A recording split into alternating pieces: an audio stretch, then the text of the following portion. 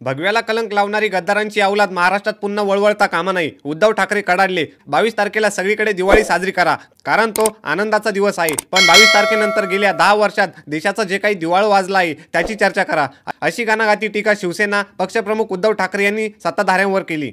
तसेच आपण शाखांना भेट देणार म्हणून होणाऱ्या सभांचं वातावरण पाहून गद्दारांची घराणेशाही गाडली गेली आहे. पण निवडणुकीचा निकाल लागेल तेव्हा ती अशी काही गाडली पाहिजे की या भगव्याला कलंक लावणारी गद्दारांची अवलाद महाराष्ट्रात पुन्हा वळवळता कामा नाही, अशा शब्दात उद्धव ठाकरे कडाडले. उद्धव ठाकरे यांनी शनिवारी कल्याण लोकसभा मतदारसंघाचा दौरा केला. यावेळी त्यांनी कल्याण, डोंबिवली विविध शाखांना भेटी देऊन शिवसैनिकांशी संवाद साधला. त्यानंतर झालेल्या भाषणात त्यांनी भाजपच्या बेगडी हिंदुत्वावर आणि दलाली विचारांवर आसूड ओढले. उद्धव ठाकरे म्हणाले की या देशाला एक परंपरा, संस्कृती आहे. हिंदुत्वाला सुद्धा परंपरा आहे. आपलं हिंदुत्व हे बेगडी ढोंगी नाहीये. आपण भाजपला त्यांच्या ढोंगामुळे सोडलं, हिंदुत्व सोडलं नाही. हिंदुत्व सोडू शकत नाही. हिंदुत्वात गद्दार आणि दलालांना जागा नाही. दलाल आणि गद्दार तिकडे. आता संजय राऊत ते बोलले. मिंदे कुठेतरी मंदिर साफ करतायत, त्यांना सवय आहे, पण आता त्यांना साफ करायचं आहे. मगाशी सहज फिरताना काही ठिकाणी भिंतींवर सरकारी जाहिराती लागल्या आहेत. मतदानाचा अधिकार वापरा. योगायोग असा की त्या बाजूलाच अशी जाहिरात होती की मतदानाचा अधिकार वापरा, कचरा साफ करा.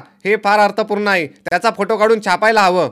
काय ढोंग नाटकं करतायत. जणू काही यांच्या आधी हिंदू धर्मच नव्हता, तो आता जन्मला. 22 तारखेला यापूर्वी कधी राम मंदिर झालंच नव्हतं, ते आता बांधतायत. म्हणून राम आता पृथ्वीवर अवतार घेतायत. राम मंदिराचा लढा कित्येक शतकांचा आहे. अनेक कारसेवकांनी रक्त सांडलं. काल सुभाष देसाईंनी सेना भवनात जितके शिवसेनेचे कार सैनिक अयोध्येला गेले होते त्यांना बोलावलं होतं. जवळपास 40-50 कारसेवक काल सेना भवनात आले होते. लालकृष्ण अडवाणी, मुरली मनोहर जोशी, अगदी अशोक सिन्नल हेही